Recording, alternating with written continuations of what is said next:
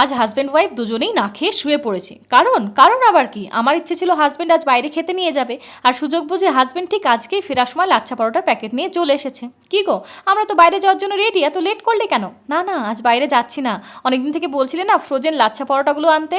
এই নাও তোমার লাচ্ছা পরোটা, এই নাও তোমার চিকেন। কি, আমরা তো রেডি হয়ে বসে আছি, এখন খেতে যাব, বাড়িতে রাখবো না সে আশায়। আজকের মতো রান্নাটা করে নাও, সামনের রবিবার পাক্কা তোমাদের বাইরে খেতে নিয়ে যাব। না গো, তোমার জীবনেও আর সামনের রবিবার আসবে না, আর আমার জীবনেও বাইরে খেতে যাওয়া হবে না। আরে তেমন কিছুই না, ধর ছাড়ো তো, তোমার তেমন কিছুই না। বাবু এই নে দুধ গরম করে দিয়েছি, খেয়ে নে বলে সেই শুলাম।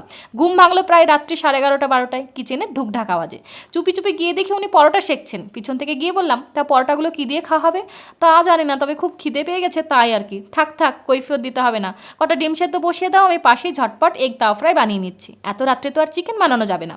রান্না শেষে দুজনেই খিদে পেটে 5-6টা লাচ্ছা পরোটার সাথে বেশ খানিকটা এগ তাওয়া ফ্রাই জমিয়ে বসিয়ে দিলাম।